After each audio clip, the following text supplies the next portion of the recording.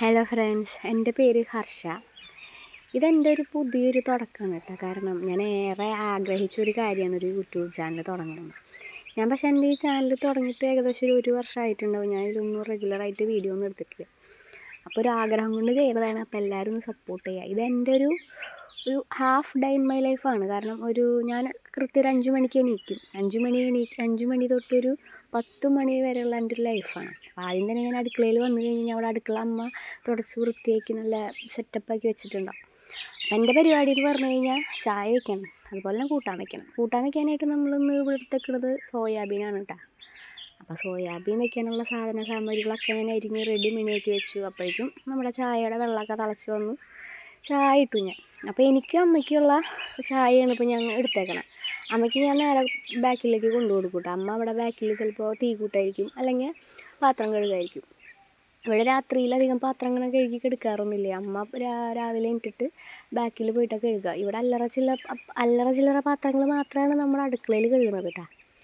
അങ്ങനെ തന്നെ സോയാബീൻ ഞാൻ നല്ല തിളച്ച വെള്ളത്തിൽ സോഫ്റ്റ് ആവാനായിട്ട് ഇട്ട് വെച്ചേക്കണം കേട്ടോ. അപ്പോഴേക്കും ഞാൻ എൻ്റെ ചായയൊക്കെ ഒന്ന് കുടിച്ച് തീർത്തു. അങ്ങനെ സോയാബീൻ എങ്ങനെ കറി വയ്ക്കണമെന്ന് വെച്ച് കഴിഞ്ഞാൽ നമ്മൾ തേങ്ങ വറുത്തരച്ചിട്ട് ഇവിടെ കറി വയ്ക്കാറ്. അങ്ങനെയാണ് ഞാൻ കറി വയ്ക്കുന്നത്. അപ്പോൾ അതിലേക്കുള്ള മസാലയും കാര്യങ്ങളൊക്കെ വറുത്ത് റെഡി മണിയാക്കിയിട്ട് സെറ്റപ്പാക്കി ഒന്ന് അരച്ചൊക്കെ എടുക്കണം. അങ്ങനെ മിക്സിയിൽ നമ്മൾ സോയാബീൻ്റെ മസാലയ്ക്ക് വേണ്ട സാധനങ്ങളൊക്കെ അരച്ചെടുത്ത് അപ്പോഴേക്കും ഉള്ളിയും ഇഞ്ചിയും വെളുത്തുള്ളിയൊക്കെ ഇട്ടിട്ട് നല്ലപോലെ കൂട്ടാൻ വയ്ക്കാനുള്ള സാധനങ്ങളൊക്കെ റെഡി മണിയാക്കി വെച്ച് പിന്നെ കൂട്ടാനൊക്കെ റെഡിയാക്കി. അപ്പോൾ എൻ്റെ കാലത്തെ ആദ്യത്തെ പരിപാടി എന്ന് പറയുന്നത് കൂട്ടാൻ വയ്ക്കൽ ചായ വയ്ക്കലാണ്. പിന്നത്തെ പരിപാടി ഇതാണ്, വെള്ളം കൊണ്ടുവരണം. നല്ല വെള്ളം കൊണ്ടുവരാനായിട്ട് ഞങ്ങളിവിടെ അടിയിലൊരു കിണറുണ്ട് വീടിൻ്റെ താഴെ. അവിടെ പോയിട്ട് കോരി കൊണ്ടുവരും ഈ കുഞ്ഞു കുപ്പിയിൽ.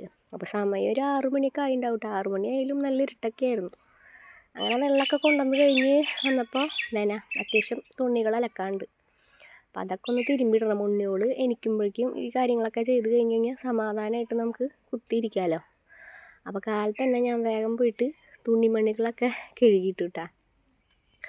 എൻ്റെ ഡ്രസ്സ് ഉണ്ടായിരുന്നില്ല അധികം, പിള്ളേരുടെയും ചേട്ടൻ്റെയും മാത്രമായിട്ടുണ്ടായിരുന്നുള്ളൂ. കാരണം ഞാൻ 2-3 ദിവസമായിട്ട് വീട്ടിലായിരുന്നു. ഞാൻ ഇന്നലെയാണ് വീട്ടിൽ നിന്ന് വന്നത്. അപ്പോൾ ചേട്ടൻ്റെ അത്യാവശ്യം നല്ല അലക്കാനായിട്ട് അത്യാവശ്യം ഉണ്ടായിരുന്നു. പിന്നെ കുട്ടികളുടെ ഇന്നലെ മാറിയതും പിന്നെ അന്ന് വീട്ടിലേക്ക് പോയപ്പോൾ മാറിയിട്ടതായിട്ടൊക്കെ കുറച്ച് ഡ്രസ്സുകളൊക്കെ ഉണ്ടായിരുന്നു. അതൊക്കെ ഞാൻ അലക്കിയിട്ട് റെഡിയാക്കി. അപ്പോഴേക്കും അവിടെ എൻ്റെ പുത്രിയുടെ കരച്ചിലൊക്കെ കേൾക്കുന്നുണ്ടായിരുന്നു ഉറക്കത്തിൽ. അതിൻ്റെ ഇടയ്ക്ക് അവൾ 2-3 വട്ടം ഇങ്ങനെ എണീക്കും. അപ്പോൾ ഞാൻ പോയി പാലൊക്കെ കൊടുത്ത് ഉറക്കി കിടത്തിയിട്ടൊക്കെയാണ് വരിക. അപ്പോഴേക്കും അവളെ എണീറ്റു കേട്ടോ. അവളെ എണീറ്റ് കഴിഞ്ഞ് കഴിഞ്ഞാൽ പിന്നെ എൻ്റെ ഒക്കത്തിൽ നിന്ന് ഇങ്ങനെ നമ്മളിങ്ങനെ എടുത്തുകൊണ്ട് കൊടുക്കണം. ഒന്നില്ലെങ്കിൽ ഞാൻ എടുക്കും, അല്ലെങ്കിൽ അമ്മ എടുക്കും, ഇല്ലെങ്കിൽ അനിയത്തി എടുക്കും. സത്യത്തിൽ ഞാൻ ഈ വോയിസ് ഓവർ കൊടുക്കണത് എൻ്റെ വീട്ടിൻ്റെ പുറമേ ഇരുന്നിട്ടാട്ടോ വോയിസ് ഓവർ കൊടുക്കണം. കാരണം ഉണ്ണി ഉറങ്ങുക, അവളെ എണിപ്പിക്കണ്ടല്ലോ എന്ന് വെച്ചിട്ട്. അപ്പോൾ കാക്കയുടെയും കിളിയുടെയും ശബ്ദങ്ങളൊക്കെ നിങ്ങൾക്ക് കേൾക്കാം.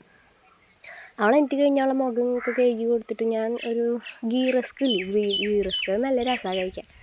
അപ്പോൾ അത് ചായയിൽ മുക്കി അവൾക്ക് കൊടുക്കുക. അപ്പോൾ ഇത്തിരി വിശപ്പൊക്കെ അതിൽ ലയിച്ച് പൊക്കോളും. അപ്പോൾ അച്ഛൻ പണിക്ക് പോകാൻ നിൽക്കുന്ന സമയത്താണ് ഞങ്ങൾ പാപ്പ് കൊടുക്കുന്നുണ്ടായിരുന്നത്. അപ്പോൾ അച്ഛൻ്റെ അടുത്ത് അവൾ വർത്താനമൊക്കെ പറഞ്ഞ് ടാറ്റയും കാര്യങ്ങളൊക്കെ കൊടുത്ത് അവിടെ ഇരിക്കുകയായിരുന്നു. അച്ഛനങ്ങനെ ടാറ്റ പറഞ്ഞ് അച്ഛൻ്റെ പണിക്ക് അങ്ങോട്ട് പോയി. അപ്പോഴേക്കും ചേട്ടൻ എനിട്ടുണ്ടായിരുന്നു കേട്ടോ. ചേട്ടൻ്റെ വീഡിയോയും കാര്യങ്ങളൊന്നും ഞാൻ എടുത്തില്ല. അപ്പോൾ ചേട്ടൻ എനിക്ക് കുളിച്ച് റെഡിയൊക്കെ ആയി. ഞാനപ്പോൾ ചേട്ടന് പോകാൻ വേണ്ടിയിട്ടുള്ള ചോറും കാര്യങ്ങളൊക്കെ ആക്കി കൊടുക്കാൻ നിന്നു. ഇതിൻ്റെ ഇടയിൽ ഞാൻ കുറേ കാര്യങ്ങൾ വീഡിയോ എടുക്കാൻ വിട്ടിട്ടുണ്ട് കേട്ടോ. അത് കഴിഞ്ഞ് ചേട്ടൻ എണീറ്റ് ചേട്ടനും അമ്മയും ഒരുമിച്ച് നിന്ന് പോയേക്കണം ജോലിക്ക്. എനിക്ക് ഇവള് മാത്രമല്ല കേട്ടോ, എനിക്കൊരു മകനും കൂടി ഉണ്ട്. ആൾക്ക് 3 വയസ്സാണ്. ആളുടെ വീഡിയോ ഞാൻ എടുത്തിട്ടില്ല. ആൾ ഫോൺ കണ്ടു കഴിഞ്ഞാൽ ഫോൺ ചോദിച്ചുകൊണ്ടിരിക്കും. അപ്പോൾ ഫോൺ ആളുടെ കയ്യിലായ കാരണം എനിക്ക് വീഡിയോ എടുക്കാൻ പറ്റില്ല. അങ്ങനെ റൂമൊക്കെ ഞാനൊന്ന് മടക്കി അടുക്കി തുടച്ചൊക്കെ ഇട്ടു. അപ്പോഴേക്കും ഞാൻ എൻ്റെ പുത്രാനെ കുളിപ്പിച്ചു കൊടുത്തു.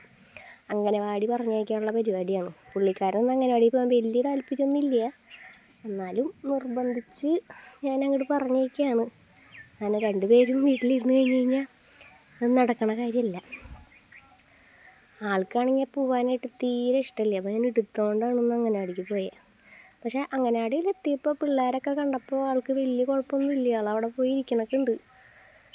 കരച്ചിലും കാര്യങ്ങളൊക്കെ വരലൊക്കെ ഉണ്ടായിരുന്നു. പക്ഷേ അത് വേണ്ടാന്ന് വെച്ച് പിള്ളേരൊക്കെ കണ്ടപ്പോൾ ആളുടെ മനസ്സങ്ങോട്ട് ലയിച്ചു പോയി. അവന് ടാറ്റ പറഞ്ഞ് ഞാൻ വീട്ടിലെത്തിയിട്ട് ആദ്യം തന്നെ പോയി ചക്കീനെ കുളിപ്പിക്കും കേട്ടോ. അപ്പോൾ ഞാൻ അംഗനവാടി പോകുമ്പോൾ ഇവിടെ നോക്കുന്നത്, ഇവിടെ അനിയൻ്റെ ഭാര്യയുണ്ട്. അപ്പോൾ അവളാണ് നോക്കുക. അവളെ കുളിപ്പിച്ചിട്ട് ഞാൻ അവൾക്ക് പഴം പുഴുങ്ങി കൊടുക്കാനുള്ള പരിപാടിയാണ്. അപ്പോൾ കാലത്തൊന്നും ഉണ്ടാക്കിയിട്ടുണ്ടായിരുന്നില്ല കേട്ടോ. ഒന്ന് പുട്ടുണ്ടാക്കാനായിട്ട് സത്യത്തിൽ ഞാൻ ഈ വീഡിയോയിലൊരു ഓൺ വോയിസ് ഇട്ടിട്ടുണ്ടായിരുന്നു. പക്ഷെ അത് എനിക്ക് ഏടാക്കാൻ തോന്നുന്നില്ല. കാരണം ഒരു അലമ്പ്, ഒരു പരിചയമില്ലാത്ത ആൾക്കാർ പറയണ പോലത്തെ വർത്താനം. അത് കാരണം ഞാനിതിൽ ഇട്ടിട്ടില്ല. അപ്പോൾ ഞാനിതിലെന്താ പറയണമെന്ന് വെച്ച് കഴിഞ്ഞാൽ, അവളെ കുളിപ്പിച്ചു, ഇനി അവൾക്ക് പഴം കൊടുക്കണം, അവളുടെ അടുത്ത് കുറച്ച് നേരം കളിക്കാതിരിക്കണം. അതൊക്കെയാണ് ഞാൻ ഇപ്പോൾ തന്നെ പറയുന്നുണ്ടായിരുന്നത്. പക്ഷെ അവൾക്ക് പഴം കഴിക്കാനുള്ളൊരു മൂടൊന്നും ഉണ്ടായിരുന്നില്ല. അവൾക്ക് നേരത്തെ എൻ്റെ കാരണം ഉറക്കം വന്നിട്ടുള്ളൊരു ഇതിലായിരുന്നു. അപ്പോൾ കുറച്ച് നേരം ഇരുന്ന് കളിച്ചു.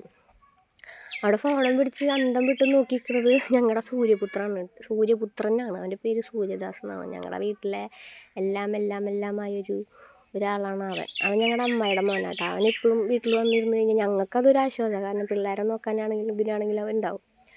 ഇത് ഉറക്കം വന്നിട്ടുള്ള കരച്ചില്ല അവൾക്ക്. സങ്കടവും ദേഷ്യവും ഒക്കെ ഉണ്ട്.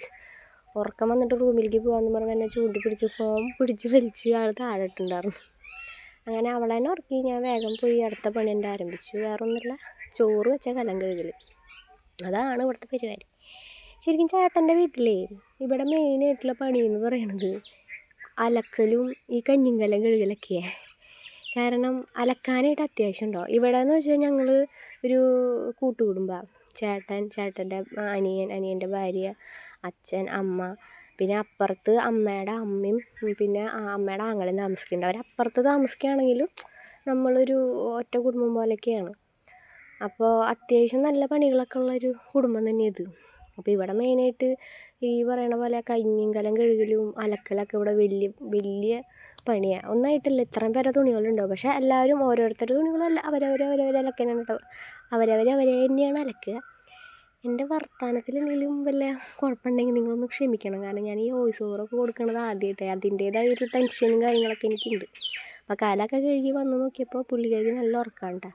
അപ്പോൾ എൻ്റെ കുളി ഫസ്റ്റ് കഴിഞ്ഞതുണ്ടോ, ഞാനൊന്നും കട്ടിട്ടൊന്നുമില്ല. അവൻ അംഗനവാടി പോകുന്ന സമയത്ത് ഞാൻ ഒന്ന് പോയി മേലൊക്കെ കഴുകിയതാണ്. തല ഞാൻ കുളിച്ചില്ല.